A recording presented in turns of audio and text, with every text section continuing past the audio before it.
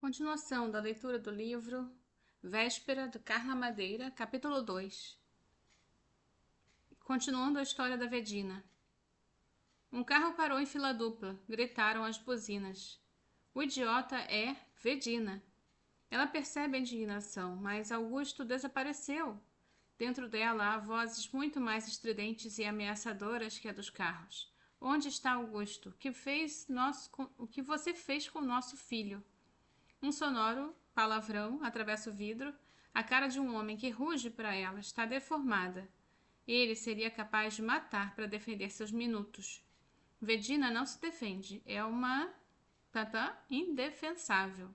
Uma mãe tantã palavrão. Se aquele homem soubesse que deformação arranjaria para ficar à altura do que ela fez. Ninguém desacelera a indiferença. Está em todo lugar. Vedina arranca com o carro e sente ânsias de vômito por se afastar do lugar onde deixou Augusto. Como ninguém viu Augusto, o que vai fazer? O que vai dizer a Abel? Tortura os dedos novamente, quer castigar-se. Acelera e não vira no lugar de costume. Está ofegante. Será que deveria voltar a esperar Augusto aparecer? Deveria ligar para a polícia? Sem conseguir se decidir, entra em uma rua qualquer, para o carro e começa a caminhar. Precisa pensar, precisa caminhar e pensar. Nunca esteve naquela rua antes. Vê o rostinho do filho pelo retrovisor, se desmanchar em desamparo. Para quem ela poderia ligar? Para quem poderia dizer: fiz uma merda imperdoável, sou abominável, repugnante, meu Deus. O que vou dizer a Abel? Vedina quer as piores palavras para falar de si e não as encontra. Quer palavrões desmedidos na boca e alguma violência na carne, mas não há ninguém para ligar. Talvez haja. O telefone em sua bolsa vibra. É Cleia. Como alguém se chama Cleia? Nome de linha? Uma loura, de pele marcada e voz sedutora. Calcinha sempre triangulando na bunda, cabelos hidratados e unhas feitas. A essa hora deveria estar histérica, andando pelo corredor, indo e voltando, com seu salto irritante batucando decibéis de revolta. A reunião precisava começar. Irresponsável. Vedina ouvira muitas vezes Cleia gritar irresponsável, dando uma pequena pausa antes de soltar o sável.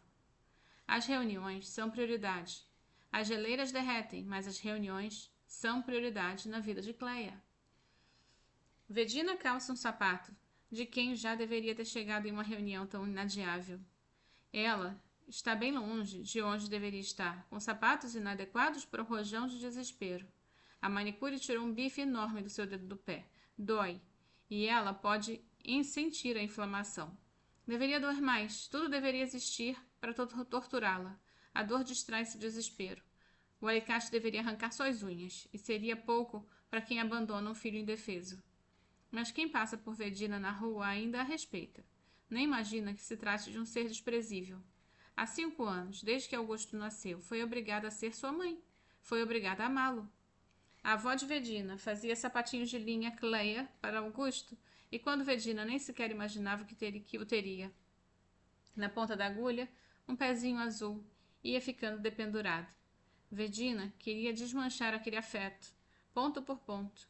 Queria agora aquela linha para se enforcar.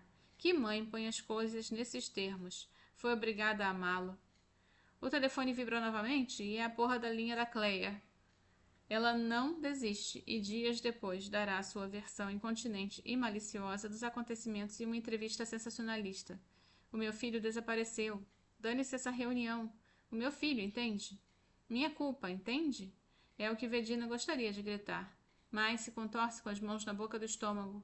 Parece que o desespero se embalou por ali. Lembra-se de que é urgente se separar de Abel. Abel vai matá-la, meu Deus. E ele vai estar com razão, e isso é pior do que morrer. Passa por ela uma mulher com uma criança, passa uma velha lenta, se aproveitando do sol delicado. Passa um homem, e depois outro, com um pente aparecendo no bolso da camisa. Ninguém está aflito, todos seguem conformados. Ela sente inveja dessa conformidade. A paz dos que não cometeram crime nenhum. Precisa tomar uma decisão, mas qual? Quer jogar seus documentos no bueiro e sumir. Sente ímpetos de fuga, quer gritar: roubaram meu filho. Inventar que foi roubada é a única saída. Não vai conseguir dizer a verdade. Como pôde? Alguém me ajude, meu filho estava comigo e o arrancaram de mim. Mas em vez disso, dá um morro em uma árvore. A árvore não se abala, é pura elegância. Um rapaz que passa de bicicleta para e pergunta: Tá tudo bem, moça? O quê? Responde ela. Tá tudo bem? Posso ajudar? Bem, ele não deveria ter feito aquilo. Ele não deveria ter sido tão gentil. Vedina chora e chora. Vedina, finalmente, chora. O acaso fará mais do que um par de mãos.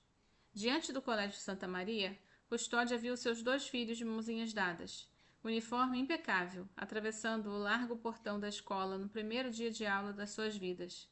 Os 2 caminhavam como se carregassem um copo d'água, prestes a transbordar. Passinhos curtos e cautelosos de quem adentra um mundo grandioso e desconhecido. Eram da mesma altura, tinham o mesmo corte de cabelo, o mesmo jeito de pisar, com um lado de fora do pé, e o mesmo curativo no joelho direito, embora só um deles estivesse machucado de verdade. Ao lado do portão, uma das mães tentava acalmar a filha que chorava descomedida, se agarrando em suas pernas, como se adiante houvesse um pelotão de fuzilamento. Paciente, a mãe explicava à menininha perfumada que a escola era um lugar divertido, que ela faria novos amigos, que ao fim do dia viria buscá-la. Mas a garota não tinha ouvido, só garganta, que naquele momento funcionava como todos os seus decibéis. Fosse um desenho animado, veríamos a goelinha vermelha vibrando e uma boca enorme engolindo a tela. A mãe era sincera em seus esforços de convencer a filha a entrar, mas havia também um orgulho de ser espetacularmente amada. De tempos em tempos ela levantava os ombros e os olhos duvidosamente suplicantes e satisfeitos para os outros pais. Aquela cena interminável provocou em Custódia uma pontada de despeito. Os seus filhos, mesmo que esses passinhos cautelosos, nem olharam para trás. E depois que eles entraram, ela ainda observou que alguns pais paravam seus carros tempo suficiente para que seus meninos, aqueles toquinhos de gente, saltassem. Depois arrancavam com um sentimento de inconfesso de alívio e nem esperavam que os filhos cruzassem o portão da entrada, confiantes de que eram capazes de dar 10 passos sem supervisão. Custódia teve certeza de que jamais faria aquilo. Só arredaria o pé quando os meninos desaparecessem de seu campo visual por completo, coisa que por sinal a perturbava de uma maneira ainda desconhecida. Estava com o coração apertado, sofria de medo, uma doença dramática em quem tem imaginação. Com os primeiros passos, medo das quinas, com as brisas, medo da febre, com o sol, medo da desidratação, com a comida, medo dos vômitos, com o amor, medo da perda, com a liberdade, medo das escolhas. Medo era o que não faltava à Custódia. E ela bem sabia que o pavor repentino é uma promessa de Deus aos desobedientes. Deus mandava, mas ela não perdoava Antunes. A isso ela não podia, não sabia, não queria. Dominada por medos tragicamente imaginados, inflava sua coragem minguada, disfarçando-a dos abusos dos verbos imperativos, no queixo arrogante, na força descomunal com quem tentava tirar da alegria dos filhos os riscos.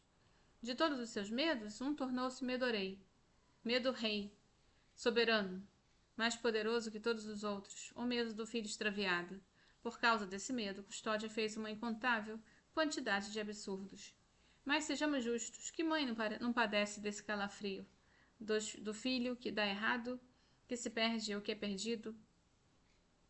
Isso é como um cordão umbilical. Nenhuma mãe nasce sem ele. Só que em Custódia o estremecimento tinha agravantes.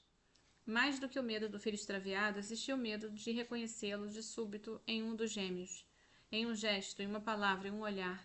Saber qual dos dois era Caim. Custódia era uma mãe atormentada por suas tragédias, e a do filho que mata, e a do filho que é morto. Na companhia desse pavor, tampou os olhos com as mãos firmes e, por não ver ninguém, achou que não seria vista, e como brincadeira de cobrir o rostinho de um bebê com uma fralda, gritando entusiasmada ao retirá-la, achou... Bem, foi exatamente isso que Custódia fez. Reduziu o funcionamento do mundo ao seu ponto de vista. Um esforço descomunal para que os meninos se tornassem iguais, indistinguíveis, e assim se tornassem um só. Abel. As mesmas roupas, o mesmo quarto, os mesmos brinquedos compartilhados e o mesmo nome. O nome, Abel, em 2 corpinhos. Que um dia seriam 2 desejos e depois disso, sabe-se lá quanta bagunça. Mas Custódia não antecipava o que viria pela frente. O urgente era o que estava diante dela, a lembrança do bêbado insuportável que ela decidiu limpar, pondo uma fraldinha nos olhos de todos. Seria razoável, contudo, não julgá-la apressadamente. Que mulher religiosa dormiria tranquila tendo um filho chamado Caim e outro Abel? Nem mesmo um ateu convicto passaria por debaixo dessa escada assobiando. Bem, esse foi o final do capítulo 2. E é o fim da amostra que eu tenho. Então é só para ter um gostinho do que seria o livro. Não sei se tem histórias de mais casos diferentes, certamente sim. Vamos ver se eu sigo a leitura mais tarde. Espero que tenham gostado. Tchau, tchau.